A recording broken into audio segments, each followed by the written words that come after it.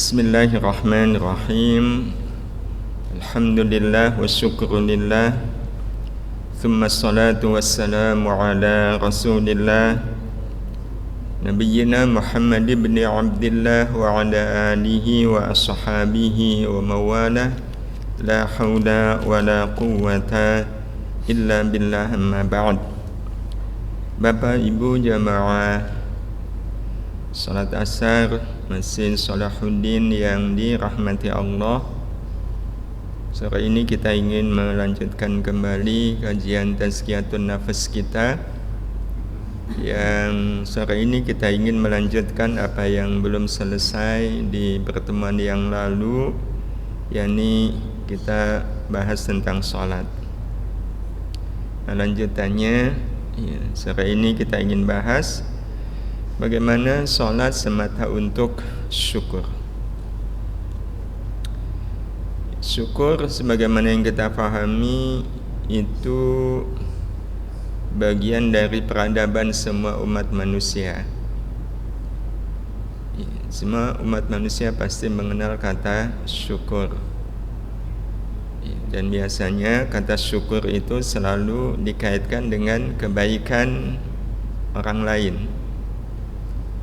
Syukur itu kan artinya terima kasih. Jadi kalau kita ditolong oleh teman, maka rasanya tidak mungkin kita tidak mengucapkan syukur, terima kasih. Berarti memang syukur itu adalah alamiahnya hidup. Dan kalau kita sebagai orang yang beriman, kita sadar betul bahwa hidup kita ini tidak akan pernah bisa lepas dari kebaikan Allah. Kebaikan Allah itu amat sangat luar biasa. Nikmatnya itu, kata Allah sendiri, wa in ta'uddu ni'matallahi la tuhsuha. Kalau kalian menghitung nikmat Allah, niscaya kalian tidak akan bisa menghitungnya. Dan maka kalau seandainya kita melihat begitu banyaknya kenikmatan Allah, rasanya memang alamiahnya kita ingin menyampaikan kalimat syukur, terima kasih kepada Allah. Nah, tentang ini maka kita menemukan tiada wujud syukur yang lebih nyata dalam kehidupan seorang muslim melebihi salat. Jadi salat itu adalah wujud syukur yang sangat nyata, meskipun syukurnya kita kepada Allah tidak hanya salat, tetapi yang paling dekat, paling mudah, paling nyata itu salat. Kalau puasa nunggu hari Kamis, nunggu hari Senin, meskipun puasa tidak harus Senin Kamis, tapi kalau salat kan sehari 5 kali. Kalau mau sholat sunnah bisa kapan saja. Nah, efeknya nanti, Bapak Ibu yang dirahmati Allah Subhanahu wa ta'ala, siapa yang sholat semata karena syukur kepada Allah, jadi sholat semata-mata karena syukur, datang menghadap Allah, inni wajjahtu wajhiya lilladzi fataras samawati wal ard. Waktu sholat itu betul-betul karena ingin menyampaikan terima kasih atas semua kebaikan Allah. Hanya untuk ini kita sholat, maka ini hikmahnya, dia akan mudah bersyukur dalam urusan selain sholat. Sehingga dengan sholat pada akhirnya keseluruhan hidup kita menjadi wujud syukur kita kepada Allah. Jadi nanti tidak hanya sholat, semua yang kita lakukan, hatta Bapak Ibu bekerja itu sebenarnya, kalau betul-betul waktu sholat itu karena syukur, maka dorongan yang sangat kuat yang membuat kita bekerja adalah karena ingin menjadikan pekerjaan saya ini wujud syukur yang nyata kepada Allah. Syukur atas nikmat ilmu, syukur atas nikmat wawasan, syukur atas nikmat badan saya gunakan untuk bekerja. Nah, maka otomatis kalau seluruh gerak hidup kita di luar sholat adalah wujud syukur kepada Allah, tidak akan mungkin yang kita lakukan itu sesuatu yang tidak disukai oleh Allah. Jadi kalaulah bekerja, ya bekerja dengan cara yang disukai oleh Allah Subhanahu wa taala. Bekerja sesuai dengan SOP, bekerja dengan jujur, bekerja dengan sungguh-sungguh. Ya, semuanya adalah wujud syukur kepada Allah Subhanahu wa taala. Itulah sebenarnya makna syukur. Ya. Jadi syukur itu kan sebenarnya memiliki arti menggunakan semua nikmat Allah untuk ibadah dan amal saleh. Ya. Bekerja itu sebenarnya memiliki arti ibadah nggak Bapak Ibu? Ya. Berarti kalau begitu bekerja adalah syukur kita kepada Allah. Jadi bekerja yang akhirnya ya, dianggap sebagai ibadah adalah bekerja yang dilakukan semata karena syukur kepada Allah Subhanahu wa taala. Udah pokoknya syukur. Kalau setelah bekerja ya ada implikasinya, ya bisa jadi pemberian seseorang, ya, bisa jadi finansial. Ya kita anggap itu sebagai bagian dari kebaikan Allah yang Allah berikan kepada kita karena kita sudah melakukan ibadah dalam bentuk bekerja, ibadah dalam bentuk menolong orang, ya, ibadah dalam bentuk mendidik anak. Dan semuanya itu nanti Bapak Ibu yang rahmat Allah, sekali lagi mata airnya ada pada salat. Ya. Jadi sejauh mana salat itu betul-betul kita lakukan semata karena syukur. Ya, karena ya, seperti yang pekan lalu kita sampaikan, orang salat itu bisa karena 4 kemungkinan. Bisa karena faktor perintah.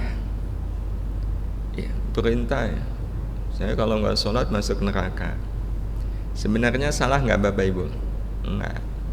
Nggak salah. Ada yang orang sholat itu karena mengharap surga. Ini juga nggak salah. Dan ada orang yang sholat mengharap rahmat. Ya biar Allah sayang sama saya. Itu juga tidak salah. Tetapi ada orang yang sholat semata karena syukur.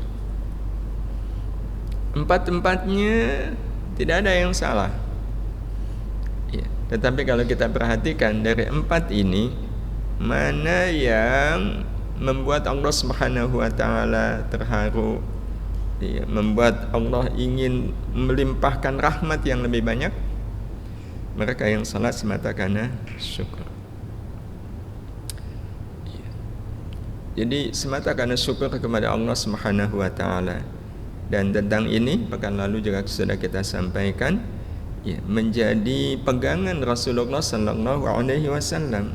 Salat-salat beliau itu, ya, riwayat yang telah sampai kepada kita dari Aisyah, Rasul salat malam lama berdiri beliau sampai kelihatan kalau kaki beliau bengkak.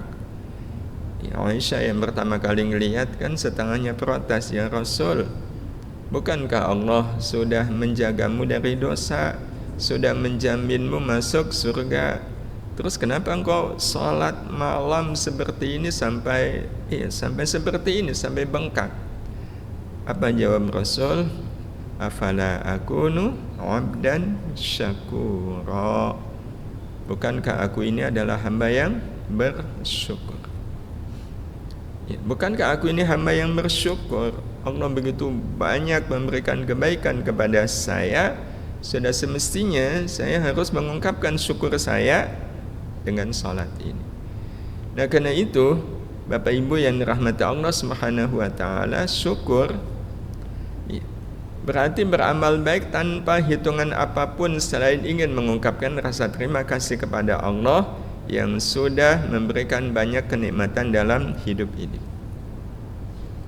Ya, kepada manusia saja kita menyampaikan terima kasih, lebih-lebih kepada Allah. Nah, karena itu hadirin hadirah yang dirahmati Allah Subhanahu wa taala, syukur adalah alamiahnya hidup bagi siapapun yang tahu terima kasih. Ya. Karena memang kadang ada juga orang yang tidak tahu terima kasih. Ya, tapi kan kita kalau melihat ada orang yang nggak tahu terima kasih itu rasanya gimana Bapak Ibu? Nggak terima ya. Maka sebenarnya kehidupan juga tidak bisa menerima orang yang tidak tahu terima kasih. Kata nggak tahu terima kasih itu nggak enak sekali. Ya itu dia orang nggak tahu terima kasih. Iya. Nah karena itu memang pada akhirnya Bapak Ibu yang rahmat Allah, kita perlu melihat ya, kita ini di hadapan Allah orang yang tahu terima kasih atau orang yang tidak tahu terima kasih. Jadi kalau kita mau membuat perumpamaan ya, tapi ini perumpamaan yang real, yang nyata ada dalam kehidupan ya. Kalau seandainya ada ya katakanlah Pak Husain, ya, istri beliau namanya Ibu Husain,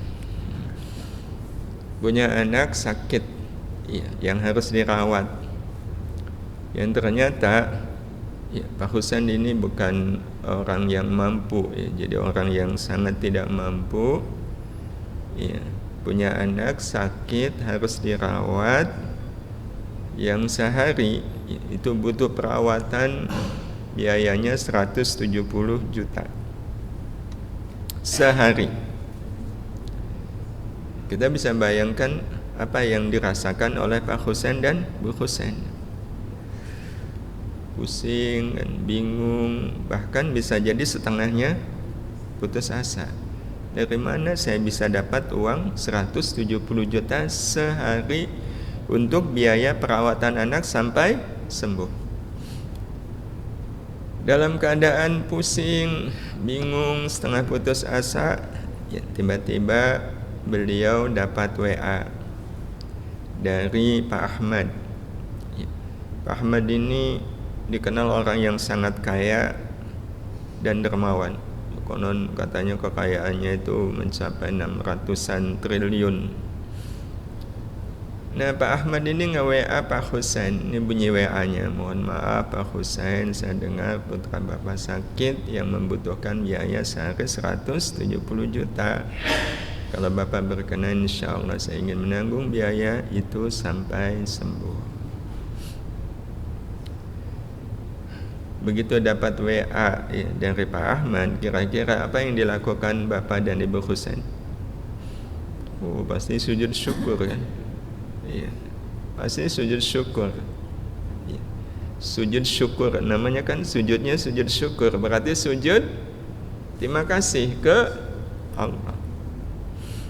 Ya. Sujud syukur adalah sujud yang dilakukan betul-betul sebagai wujud terima kasih ke Allah. Nah setelah sujud syukur, apakah Bapak Ibu Husain sudah merasa cukup?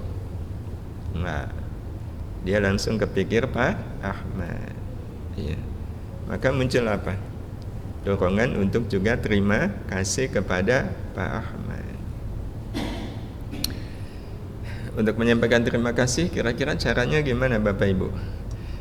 Mungkin nggak Pak Husain akan menyampaikan terima kasih itu dengan cara nge-WA? Terima kasih ya Pak Ahmad.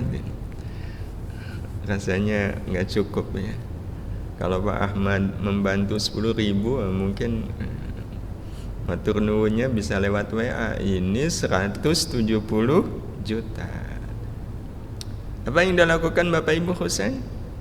Pasti merasa perlu, bahkan harus datang ke rumahnya Pak Ahmad. Nah waktu datang ke rumahnya Pak Ahmad, itu dalam rangka apa Bapak Ibu? Ya dalam rangka apa lagi kalau dalam rangka menyampaikan terima kasih, hanya untuk menyampaikan terima kasih. Mungkin nggak pada diri Bapak dan Ibu Husain ini ada pikiran begini, sekalianlah datang ke Pak Ahmad, nanti kalau sudah ketemu beliau minta jangan 170 lah, paling nggak 172 gitu. Sebenarnya kalau mau Pak Ahmad bisa nggak melakukan ini waktu ketemu Pak Husain? Iya.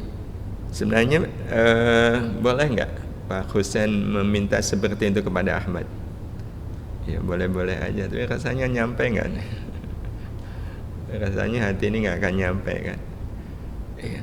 Udah dibantu 170 juta sehari untuk sekian lama yang nggak tahu sampai kapan sembuhnya, itu saja udah luar biasa. Memang kalau soal boleh sih boleh, tapi kita yakin Pak Husain tidak akan melakukan. Iya. Nah Bapak Ibu yang dirahmati Allah Subhanahu wa Ta'ala, kisah antara Pak Ahmad dengan Pak Husain ini Ya, kira-kira kisah fiksi atau kisah nyata? Itu kisah nyata Bapak Ibu. Bukan antara Pak Ahmad dengan Pak Husain, tapi sebenarnya inilah kisah nyata antara kita dengan Allah. Ini kisah nyata. Semua kita pasti punya kisah seperti ini antara kita dengan Allah. Bukankah Bapak Ibu yang dirahmati Allah, kita harus menjaga hidup kita? Nah, untuk bisa membuat hidup kita terjaga, salah satunya kita harus apa? Harus bernafas. Betul? Sebab kalau nggak bernafas ya udah, artinya kita nggak hidup. Untuk menjaga hidup kita harus bernafas. Sehari kita bernafas 24 jam. Ada nggak orang yang sehari bernafas ambil paket hemat? Saya 20 jam aja lah. Nggak ada. Iya, pokoknya genap 24 jam ya, kurang 1 menit juga rasanya nggak ada. Pokoknya genap 24 jam. Nah, tahukah kita bernafas kan menghirup oksigen. Ya, kita pernah sampaikan ini. Sehari iya, untuk bisa bernafas menghirup oksigen, berapa kita butuh oksigen? 14.400 liter oksigen sehari. Oksigen kalau di rumah sakit ada harganya berapa? Yang saya ingat tahun 2009. Sekarang saya mau ngecek itu takut harganya tinggi, jadi udahlah pakai ukuran 2009 itu 25.000 seliter. 1 liter 25.000. Ya, kalau untuk Bapak Ibu ya 20.000 aja lah, nggak apa-apa. Kalau seandainya 20.000 berarti sehari kita butuh berapa? Berapa yang harus kita keluarkan? Sekitar 200-an juta sehari. Pertanyaannya, pernah ada tagihan nggak Bapak Ibu dari langit gitu? Ya Mas Fakih bayar 200 juta. Nggak ada. Ya nggak ada. Nggak pernah ada tagihan dari langit, nggak ada. Padahal kalau ngitung dari kita lahir, kan kita bernafas sejak lahir. Hari ini hari yang keberapa Bapak Ibu? Kalau tahun keberapa semua kita tahu ya. Tapi kalau hari tidak semua orang ingat ya. Harusnya ingat ya.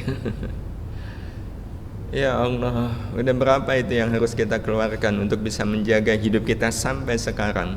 Dah triliunan. Ya. Nah, kalau begitu Bapak Ibu yang dirahmati Allah Subhanahu wa taala, apa yang kita bisa lakukan ke Allah? Ada dorongan yang sangat kuat kan untuk menyampaikan terima kasih. Ya. Nah, dengan cara apa kita ingin mengungkapkan terima kasih kita kepada Allah? Ya, pertama kita harus datang ke Allah. Dan cara yang paling nyata yang menunjukkan kita betul-betul datang menemui Allah dalam tanda kutip itu dengan cara apa? Salat. Iya, salat. Salat itu kan datang menghadap Allah. Inni wajjahtu wajhiya lilladzi fataras samawati wal ardh. Berarti hadirin hadirah yang dirahmati Allah, waktu kita salat itu kita lakukan semata karena apa? Ingin mengungkapkan rasa terima kasih kepada Allah atas melimpahnya kebaikan Allah. Inilah sebenarnya alamiahnya syukur di dalam salat. Alamiahnya salat betul-betul wujud syukur kita kepada Allah. Sebenarnya Bapak Ibu, kalau mau, jadi kalau berdasar prinsip ini kan apapun salat kita adalah wujud syukur kita kepada Allah, termasuk waktu salat duha. Tapi sekali lagi kalau kita mau, sebenarnya boleh nggak setelah kita salat gitu ya, kita minta tambahan rizki kepada Allah. Ya Allah, yang sudah berikan kepada saya kurang ya Allah. Padahal udah triliunan dari kita bernafas ya. Sebenarnya boleh nggak Bapak Ibu? Boleh. Tapi kalau sudah lihat seperti ini, itu sebenarnya nyampe nggak hati kita minta tambahan kepada Allah? Ya. Berarti kalau begitu kita nggak usah berdoa. Berdoa itu kan artinya mohon. Tetap boleh.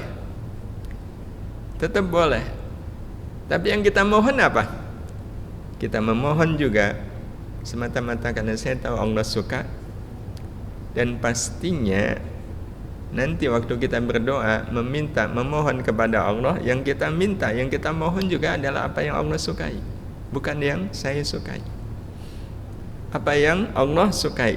Jadi seperti Pak Husain tadi.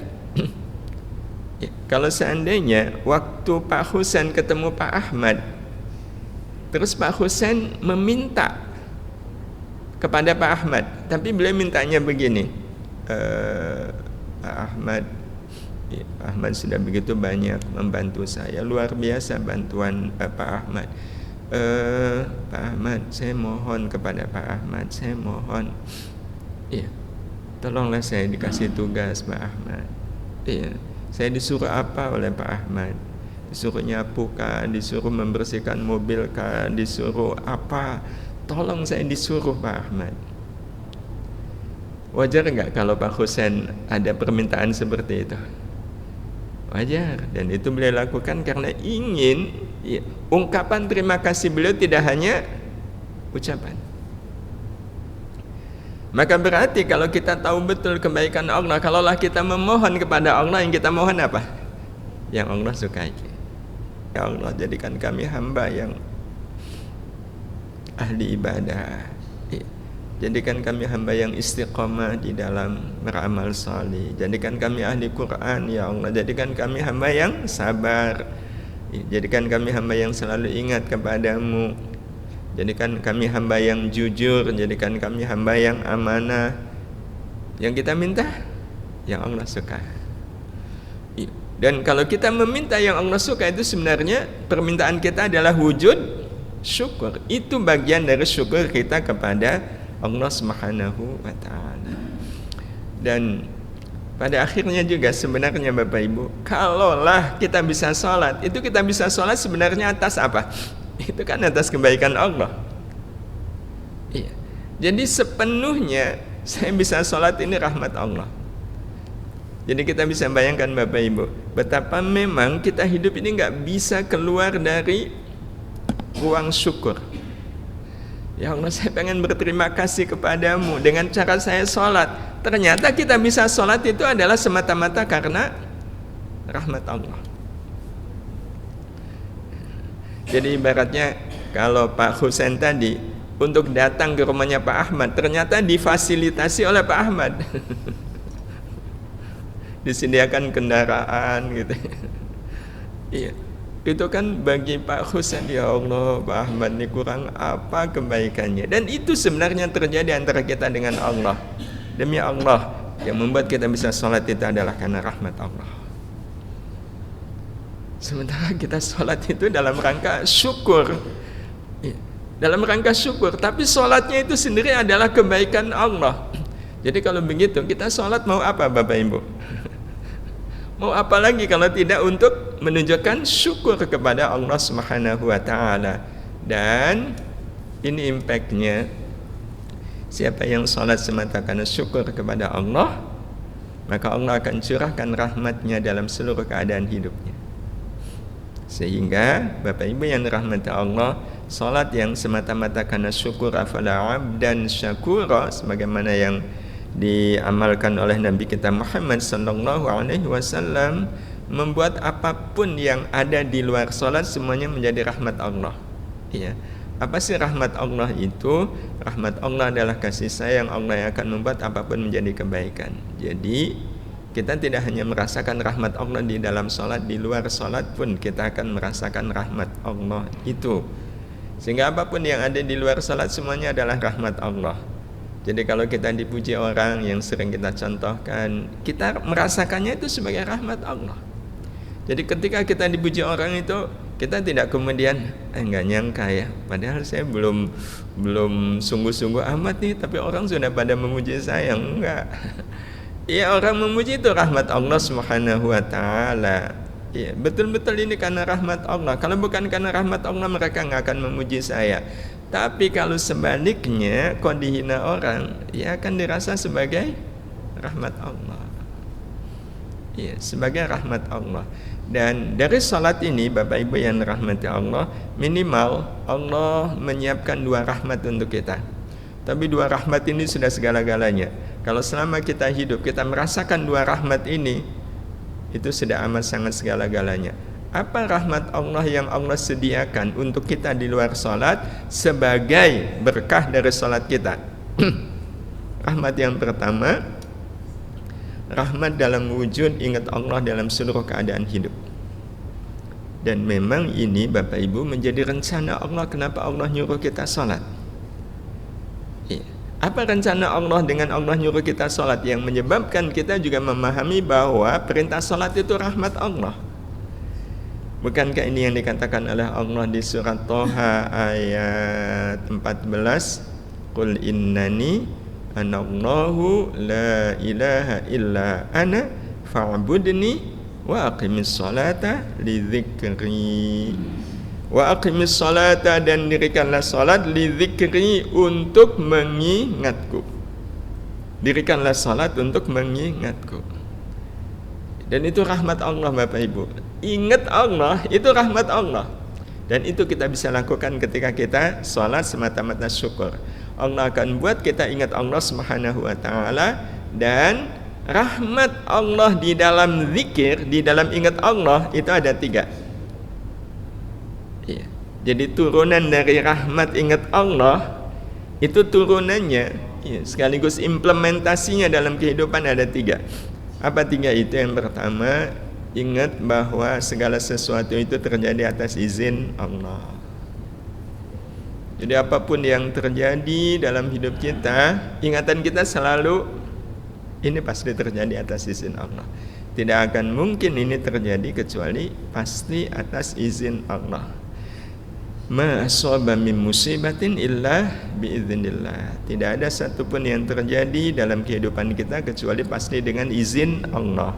Yang kedua, ingat bahwa apapun yang Allah izinkan terjadi pasti membawa kebaikan. Jadi ketika dipuji orang pasti ada kebaikannya, dihina orang pasti ada kebaikannya, sehat pasti ada kebaikannya, sakit pasti ada kebaikannya. Dipromosikan, naik jabatan, kok nggak jadi? Pasti terjadi atas izin Allah, diterima karena pasti ada kebaikannya. Jadi nggak kemudian kasakusuk siapa sih ini penyebabnya? Oh ternyata ada ordal gitu. Saya orlur gitu. Saya nggak punya ordal ya. Nggak, udah pokoknya selesai ini atas izin Allah. Iya, dan pasti ada kebaikannya. Nah, karena pasti ada kebaikannya, maka rahmat yang ketiganya, menerima apapun dalam hidup ini sebagai rahmat Allah. Jadi jabatan gak jadi naik, itu pasti ada rahmat Allahnya. Iya. Makanya kalau ini kisah tentang satu negara Bapak Ibu yang mau ada pemilihan presiden satu negara. Ya, salah satu calon itu ditanya, Pak, kalau Bapak nggak jadi gimana? Terus beliau mengatakan begini, ya kalau seandainya saya jadi, itu berarti saya diizinkan Allah. Ya. Tapi kalau saya nggak jadi, saya diselamatkan Allah. Itu berarti bagi beliau jadi tidak jadi dua-duanya adalah rahmat. Jadi berarti diizinkan oleh Allah, rahmat. Nggak jadi diselamatkan oleh Allah, berarti rahmat. Wah, kalau saya ada di negara itu pasti akan pilih beliau. Kalau saya ada di negara itu. Bapak Ibu yang dirahmati Allah Subhanahu wa taala, ini rahmat yang pertama. Nah, rahmat yang kedua wujudnya adalah tercegah dari melakukan perbuatan buruk. Tercegah dari melakukan perbuatan buruk. Yang namanya perbuatan buruk itu sebenarnya apa Bapak Ibu? Yang namanya perbuatan buruk itu perbuatan yang di dalamnya tidak ada rahmat Allah. apapun perbuatannya, kalau di dalamnya tidak ada rahmat Allah, itu perbuatan buruk. Persis sama seperti durian. Durian itu akan dikatakan durian baik kalau isinya enak. Betul Bapak Ibu? Kalau isinya enak. Kalau seandainya ada durian Bapak Ibu, bentuknya itu menarik sekali. Ini bulatnya betul-betul bulat kayak bola. Bentuknya sangat menarik. Pas dibuka nggak ada isinya, ataupun kalau ada isinya nggak ada rasanya. Kita akan menyebut itu durian yang baik atau durian yang buruk. Durian yang buruk. Walaupun kelihatan bentuknya baik. Kenapa? Nggak ada rasanya. Maka kalau seandainya ada sebuah perbuatan yang di dalamnya tidak ada rahmat Allah Subhanahu wa taala, pasti itu menjadi perbuatan yang buruk. Pasti menjadi perbuatan yang buruk. Nah, jadi Bapak Ibu, ini pengalaman Bapak Ibu makan durian. Iya. Rasanya gimana makan durian? Wah, enak kan? Mohon maaf kalau jadi menderita. Hadirin hadirah yang dirahmati Allah, kita makan durian enak sekali, puas kita makan durian. Selesai makan durian, kok ada yang ngasih kita bakpia, dimakan nggak? Kayaknya mikir ya. Iya, kayaknya mikir, kenapa? Kalau saya makan ini bakpia, rasa durian hilang. Kayaknya eman-eman nggak? Wah, eman-eman. Habis makan durian kau makan bakpia. Ada yang ngasih rambutan, dimakan? Enggak. Bisa merusak rasa durian. Ya, udahlah, enaknya bukan main. Apalagi ada yang ngasih buah busuk begini. Wah, jangan harap dimakan. Betul Bapak Ibu? Karena kita sudah merasakan nikmatnya durian. Tapi kalau seandainya habis makan durian, kok kita dikasih es teler durian? Nah, kalau ini mau nggak Bapak Ibu? Jadi semakin menderita ini. Pasti mau. Kenapa? Ada rasa duriannya. Iya, dikasih pancak durian. Mau? Oh, mau. Kasih roti isi durian. Nah, mau. Kenapa? Ada rasa duriannya. Tahukah kita itu yang sebenarnya terjadi waktu kita sholat? Kalau betul-betul kita merasakan rahmat Allah di dalam sholat, kita betul-betul merasakan nikmatnya rahmat Allah di dalam sholat, maka efeknya akan membuat kita hanya menyukai amal-amal yang jelas ada rahmat Allahnya. Jadi kalau habis sholat kok pengen zikir, ada rahmat Allah di dalam zikir? Ada, saya zikir. Habis zikir kok pengen doa, ada rahmat Allahnya? Ada, kita doa. Habis doa kok pengen baca Quran, ada rahmat Allahnya? Ada, maka kita baca Quran. Habis baca Quran kok pengen nonton sinetron? Akan kita ngelihat ada rahmat Allah nggak nih di dalam nonton sinetron? Kira-kira ada nggak kalau sinetronnya Balada Cinta di Bawah Jendela? Ya otomatis kita tidak akan mungkin mau melakukannya. Kenapa? Lo nggak ada rahmat Allahnya. Inilah rahmat Allah di dalam sholat. Iya, ini rahmat Allah di dalam sholat. Apalagi ngegosip. Kalau ngegosip ibarat buah, itu buah apa? Buah busuk. Rasanya nggak wajar kalau seandainya ada orang habis makan durian enak, dikasih salak busuk, dikasih jeruk busuk, dia makan. Itu kita pasti bertanya-tanya, ada apa dengan orang ini? Betul Bapak Ibu? Maka kadang kita juga bertanya tentang orang-orang yang habis sholat terus dia sibuk ngerasani orang lain. Padahal baru juga selesai sholat, Assalamualaikum, Assalamualaikum. Kebetulan dapat soft agak di belakang, jadi ngelihat siapa sih imamnya. Oh, pantas imamnya dia. Sholatnya lama begini. Iya, menggerutu kan. Ternyata gerutuannya didengar makmum sebelah menyambut. Iya betul nih. Oh, padahal dia nggak lulusan pondok gitu, ilmu agamanya cetek, berani-beraninya jadi imam. Padahal baru saja selesai sholat. Pertanyaannya, berarti waktu dia sholat yang dia rasakan apa? Pasti yang dia rasakan bukan rahmat Allah. Kalau ada orang sholat tapi dia tidak merasakan rahmat Allah, ya seperti orang habis makan durian nggak ada rasanya, terus dikasih rambutan, dimakan nggak? Dimakan lumayan lah, karena duriannya hambar. Apalagi kalau durian busuk, dikasih bakpia, ya udah malah diambil untuk menghilangkan rasa nggak enaknya durian busuk. Hadirin hadirah yang dirahmati Allah, dan inilah yang sebenarnya juga menjadi bagian dari rencana Allah. Kenapa Allah nyuruh kita sholat?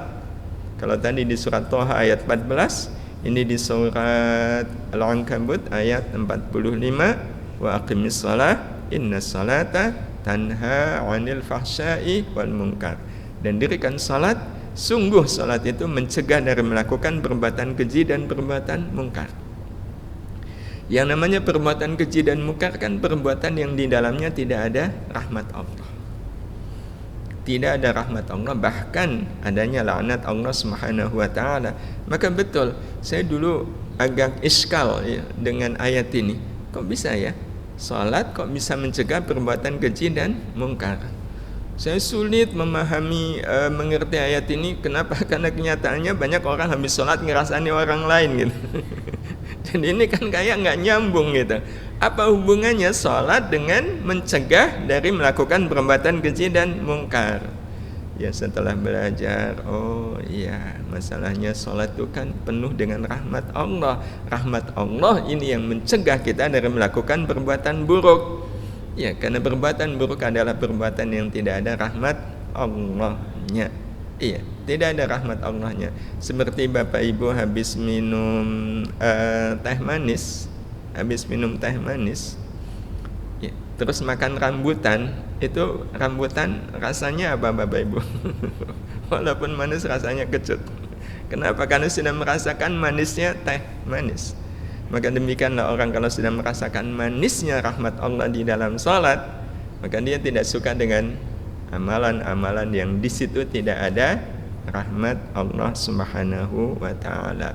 Mudah-mudahan kalau kita sudah merasakan rahmat Allah di dalam salat, pada akhirnya kita bisa menjadi rahmat bagi seisi alam.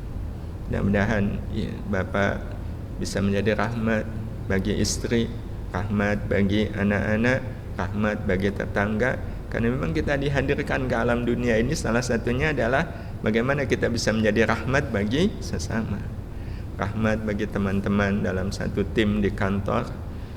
Itu sebenarnya maksud Allah Subhanahu wa taala menghadirkan kita, dan pribadi seperti ini hanyalah pribadi yang memang sudah merasakan rahmat Allah Subhanahu wa taala. Apalagi kalau dia sudah jadi pemimpin, maka dia akan menjadi rahmat bagi semua yang dia pimpin. Kalaulah dia pemimpin RT, ya udah, kehadirannya akan menjadi rahmat bagi satu RT. Kalau dia seorang bupati, ya akan menjadi rahmat bagi satu kabupaten. Kalau beliau adalah presiden, maka insya Allah kehadirannya akan menjadi rahmat bagi satu negara. Hadani Allah wa iyyakum. Demikian Bapak Ibu yang kita bisa sampaikan. Mohon maaf atas segala khilaf, kita akhiri. Subhanakallahumma bihamdika asyhadu an la ilaha illa anta astaghfiruka wa atubu ilaik. Assalamualaikum warahmatullahi wabarakatuh.